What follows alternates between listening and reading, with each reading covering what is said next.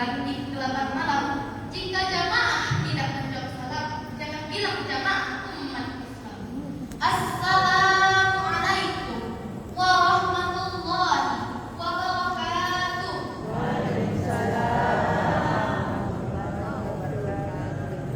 Alhamdulillahilladzi Ramadana sahra siyamil mu'minin wassalatu wassalamu ala asrofil anbiya'i wal mursalin wa ala alihi wa sahbihi rasulillahi ajma'in. Amma ba'd. Puji syukur selalu kita terlimpahkan kepada Allah Azza wa Jalla.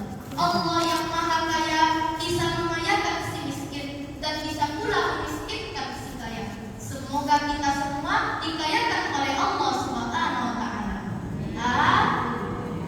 Allah yang Maha Mulia bisa memuliakan si hina dan bisa pula menghinakan si mulia. Semoga kita semua dimuliakan oleh Allah Subhanahu wa taala.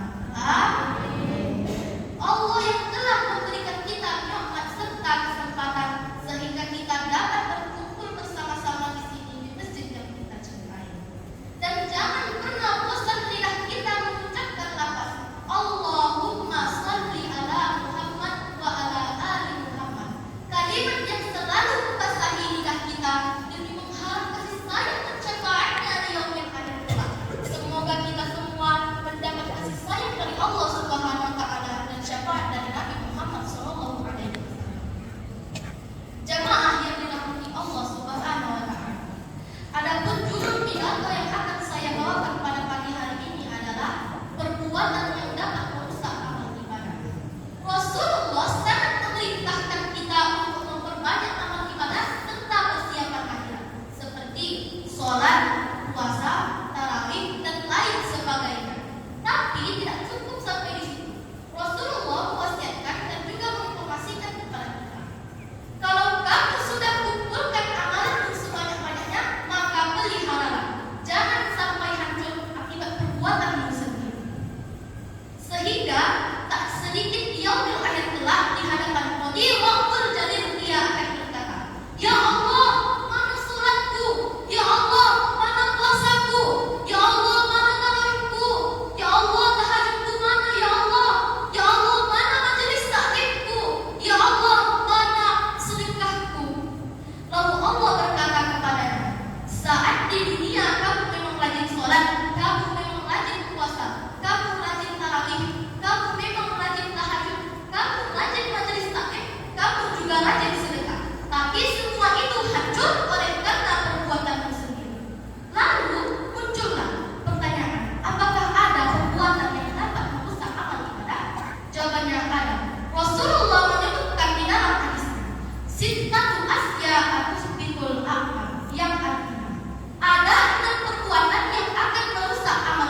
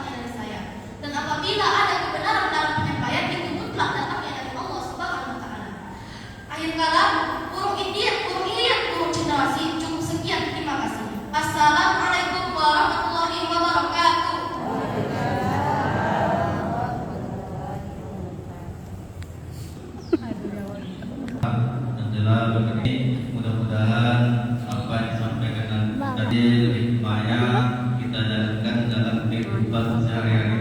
Jangan karena hal yang disampaikan oleh anak kita tadi membuat puasa kita